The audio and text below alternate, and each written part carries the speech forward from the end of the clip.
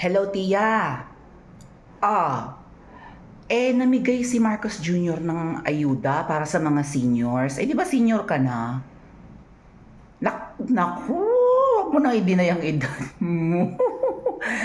Pero yun nga, hindi na nga. Okay, fine. Okay, mukha kang 40. Times 2. Sorry na, galit na agad eh. So itong si Marcos Jr. namigay ng ayuda para sa mga seniors. Sabi ko, baka naimbitahan ka, ay di pinagbihis itong mga kakilala kong seniors at pinapunta sa Malacanang. Akala ko naman kasama ka. Hindi ka nabigyan. Sayang yung 10,000 yun. Pero syempre, Tia, ang tinatanong ko nga, okay, binigyan niya ng 10,000 ang mga seniors. Ano ba to, buwan-buwan? Tapos nag-speech, di ba? Photo op. Yes. Parang pasikat. Eme-eme na mahal niya ang mga senior citizens. Ang sinabi pa nga niya sa speech,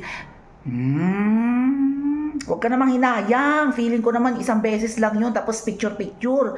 Nag-speech. Sabi-sabi naku, itong mga seniors na ito, hindi nila deserve na na mahirap pa rin ang buhay. Senior na nga sila, ganun-ganon. O, dapat dito talaga, maranasan nila ang maalwang pamumuhay. Ganun-ganon. Siyempre, di ba, tumanda na nga. At alam mo naman sa atin, ang hirap na mag-apply ng trabaho. Alam mo ba, pumunta ako ng Hong Kong, saan pa ba ako nagpunta? Pa Singapore din. Ang mga seniors nagtatrabaho. Ay, hindi pwede magpasa. Nako, hindi naman pwede. Alam mo, Tia, ang kailangan nyo rin nagtatrabaho kahit may edad na.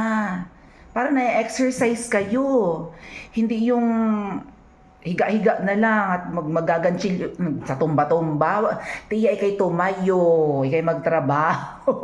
Sa atin kasi parang hindi kay Tia, alam mo isa pa, bukod sa exercise ng pagtatrabaho, nakakahalubilo mo ang iba't ibang tao, di ba? Yung na-expose ka isa, katulad nung nakita ko sa Singapore, yung taga-walis sa daan, tagalinis ng mga public bathroom or restroom, mga seniors, mga crew sa Jollibee, sa McDo, may Jollibee sa abroad, ano ba?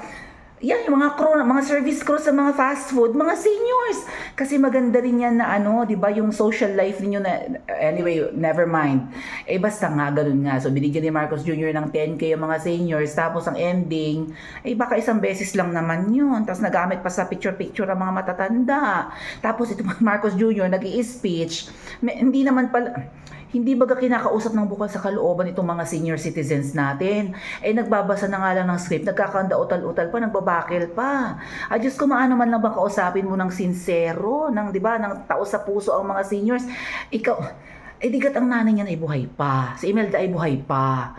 Parang bagang, hindi naman, bakit parang wala siyang amor sa mga seniors? Kausap mo na ang mga matatanda, ang nanay mo may edad na rin, but parang hindi mo kausapin ng bukal sa iyong puso, kumusta po kayo? Ito po ang kaunting tulong mula sa amin, sisiguraduhin po namin buwan. Naku, feeling ko isang beses lang talaga. Anyway, kahit hindi ka nabigyan, hayaan mo na. Magagamit ka pa sa picture-picture. Pagbibihisin ka pa ng Filipiniana, papupuntay ka pa sa Malacanang. Ang hirap naman ng biyahe, matraffic naman sa... Hayaan mo na, Tia. Dito na lang tayo sa probinsya, no? Maghimay na lang tayo ng malunggay at ng mais. Diga?